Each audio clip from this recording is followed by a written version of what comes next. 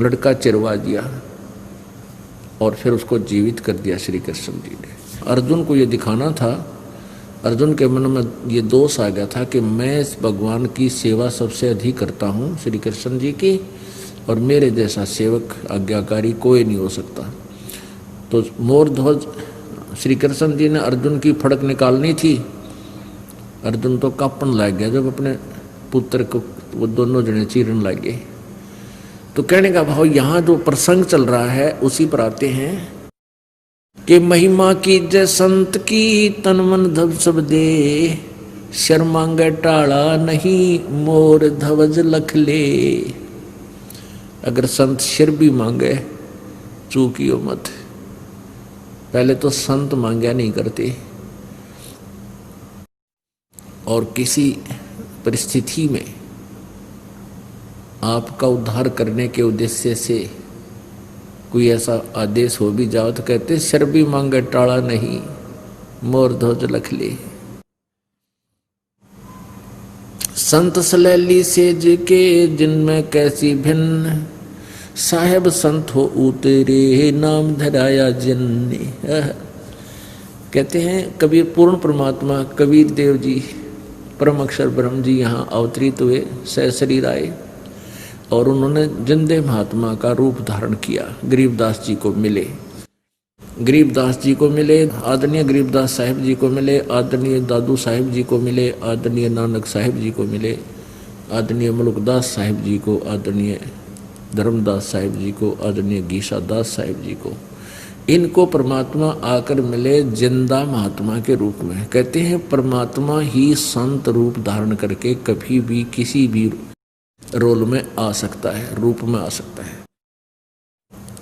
संत सलैली says के जिनमें कैसी भिन्न, साहेब संत हो उतरे धन नाम धराया जिंद। साध संगति हरि भक्ति बिन कोई न उतरे पार, साध संगत हरि भक्ति बिन कोई न उतरे पार। निर्मल आदि अनादि है गंदा सब संसार। जो परमात्मा की भक्ति पर नहीं लगे हुए कहते हैं वो पार नहीं हो सकते, वो यहीं काल के जाल में रह जाएंगे।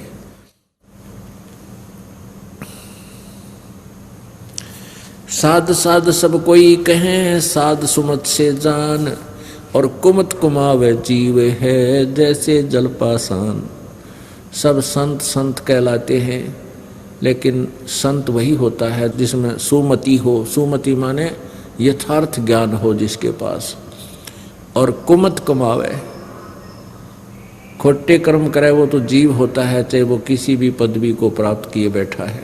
कुमत करावे कमावे जीव है जैसे जल पाषाण। साध साध सब को एक है साध सुमत से जान, कुमत कुमावे जीव है जैसे जल पाषाण।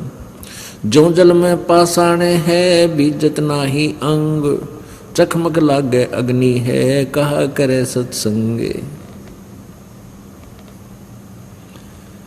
अब क्या बता रहे हैं कि जैसे पत्थर को और जल में डाल दे, चाहे समुद्र में डाल दे, दरिया में डाल दे, और उसको चाहे 100 वर्ष के बाद निकाल लो, और निकाल कर फिर उनको एक दूसरे से टच कर दो, नो की नो चिंगारियां फटेंगी, उसमें से चिंगारी निकलेगी, वो शीतल नहीं हुआ।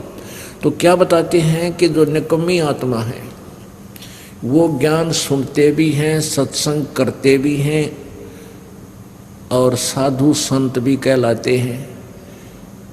उनको 10-10, 20-20, 30-30 वर्ष भी हो गए सत्संग सुनते करते कराते साधु संत बनियान, और फिर भी जरा सा उनको छेड़ दे आग पटेगी, इतना क्रोधित हो जाएंगे, पता नहीं के शराप दे दें, कितना बुरी तरह जुल्म करते। जैसे एक समय कुंभ का पर्व हुआ, हरिद्वार के अंदर हर पैड़ी पर भी का संयोग हुआ। वहाँ स्नानार्थ ये साधु संत, जिनको हम संत कहा करते थे, वो साधु संत वहाँ चले गए स्नान करने के लिए। ये तीनों गुणों के उपासक ब्रह्मा जी, विष्णु जी, शिव जी के। तो ब्रह्मा जी के पुजारी तो बहुत कम होते हैं, वो तो एक ही था, जैसे हिरण्यकशिपु था, उसने भी कितने जुल्म किए। अब वैष्णु तो हैं विष्णु जी के उपासक, वैष्णु संत, और ये नाथ, कनपाड़े, नंगे, ओगड़ जिसने कहे, नागे जिसको बोलते हैं, और ये गिरी पुरी, ये सारे शिव जी के उपासक हैं, तमगुण शिव जी के। तो वहाँ क्या होता है, जब ये कुंभ का पर्व लगता है, स्नान करने के लिए तीर्थ पर जाते हैं, तो अपने अपने ग्रुप में गिरी अलग, पुरी अलग, ये नागा न्यारे, नाथ अलग, कनपाड़े न्यारे, और वैष्णु अलग से, ये अलग अलग ग्रुपों में आप अपने उनमें चले जाते समुदाय में।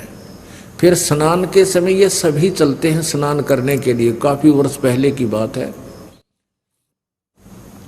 तो सबसे पहले नागा पहुंच गए हरिद्वार, हर की पैड़ियों पर स्नान करने के लिए। उस पर भी कोई समय निर्धारित किया जाता है कि इस समय जो नहावेगा, इस समय से इस समय तक ये शुभ समय रहेगा, इसके दौरान जो स्नान कर लेगा उसका मोक्ष हो जाएगा, ऐसा इनका मानना है। वैसे ये वास्तविकता नहीं है, ये सदग्रंथों के विपरीत ज्ञान है, लोक वेद है, किसी संत आदि की चलाई हुई दंत कथा है। फिर भी वो स्नान करने के लिए वहां चले गए। तो पीछे से वैष्णु साधु आ गए। वैष्णुओं ने कहा कि नागाओ तुम बाहर आ जाओ, सर्वप्रथम हम स्नान करेंगे, हम सर्वश्रेष्ठ हैं, तुम बाहर आओ, वापस हटो, तुम नहीं नहाओगे। नागाओं ने कहा कि हम सर्वश्रेष्ठ हैं और हम नि इच्छा हैं, हम बिल्कुल त्यागी और बैरागी हैं, हम तन पे वस्त्र भी ग्रहण नहीं करते, हम कोई वस्तु संग्रह नहीं करते, हम सर्वश्रेष्ठ हैं, प्रथम स्नान हम ही करेंगे इस कुंभ के पर्व में। अब वैष्णु साधु कहने लगे कि तुम काहे के संत हो, तुम काहे के श्रेष्ठ हो, तन पर वस्त्र भी नहीं धारण करते, पशु की तरह नंगे फिरते हो, तुम टट्टी के हाथ भी ना धोते, शरड़ फरड़ो, बाहर आ जाओ तुम, पहले हम स्नान करेंगे। अभी ऐसी उनकी फिर इतनी ही देर बात में नागाओं ने भी लाल आंख कर ली। वो नंगे तमोगुण शिव के उपासक थे और वैष्णु आपस में लड़ने लग गए। तीर निकाल लाए, तलवार निकाल लाए, कटारी नो सीधे छुरे गोपे एक दूसरे की गर्दन काट दिए, बुड़क्या खावे, जिसके बाल ठेगे बाल पाट दिए। 25,000 ये जिनको संत कहा करते थे आपस में लड़ झगड़ के, और 25,000 कत्लेआम हो गए, वहां पर लड़का मर गए पशु की तरह। अब उनके विषय में इस सूक्ष्म वेद में बता रखा है, 5वें वेद में, तीर तुपक तलवार कटारी जमदड़ जोर बदावे हैं, हर पैड़ी हर हेत न जाण्या वहां जा तेग चलावे हैं, काटे शीस नहीं दिल करुणा वो जग में साध कवावे हैं, जो जन उनके दर्शन को जावे उनको भी नरक पठावे हैं। अब क्या बताया है कि तीर तुपक तलवार कटारी, ऐसे घातक हथियार लेकर तो वो युद्ध करते हैं, एक दूसरे पर आक्रमण कर दिया उन्होंने। और कट्टे शीश नहीं दिल करना, हर पैड़ी हर हेत ना जाना, हर पैड़ी हर हेत ना जाना वहां जा तेग चलावे हैं, तेग माने तलवार, और कट्टे शीश नहीं दिल करना, ये जग में साध कहावे हैं। और जो व्यक्ति ऐसे संतों का शिष्य बन जाता है या उनके दर्शन करने भी जाता है, तो वो क्या शिक्षा देंगे, अंडरस्टूड है। कहते उनको भी नरक पठावे हैं, उनको नरक भेज देते हैं। जब स्वयं ही नरक आहारी हैं, नरक के योग्य कर्म करते हैं, तो अनुयायी क्या करेंगे, उन्हीं के द्वारा दी गई शिक्षा को वह ग्रहण करके वो भी ऐसा ही अत्याचार कर सकते हैं। अब इस एक पंक्ति का निर्णय देने के लिए आपको ये उदाहरण देना पड़ा। साध साध सब कोई एक है, साध सुमत से जान, सुमति सुमति से जान, और कुमति कमावे जीव है, जैसे जल पाषाण। अब वो कितने दिन से साधु संत बड़े फिरे थे, नागा भी, वैष्णु संत भी, आज भी देख लो किसी ने टोक के सिर पावेंगे।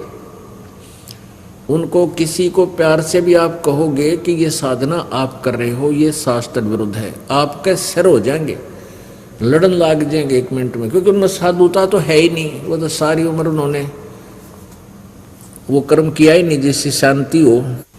जो सत्संग सुनकर भी जिसमें परिवर्तन नहीं आता है, उसके विषय में बताया है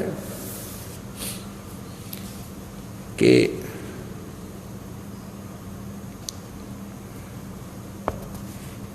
कोट वर्ष कर संगत संतों की, पत्थर का जल में के बीजे, चंदन बन में रंग लाजे, एक बांस बिटम भी ना सीजे। जो अशांत होते हैं, निकम्मी आत्मा होती है, वो चाहे सारी उम्र सत्संग में आते रहो, वो तो ऐसे हैं जैसे पत्थर को जल में डाल दिया, निकाला, जब एक दूसरे से टच किया, जो कि जो अंगारी उनमें फिर भी है, वो जो का तो दोष भरा पड़ा है। अन्यथा जल में प्रत्येक वस्तु शांत होती है, लेकिन पत्थर का असर नहीं होता। फिर क्या बताते हैं कि वो प्राणी ऐसे हैं, चंदन का पेड़ आसपास के सभी पेड़ों को, नीम को भी चंदन जैसी गंध युक्त, सुगंध युक्त कर देता है।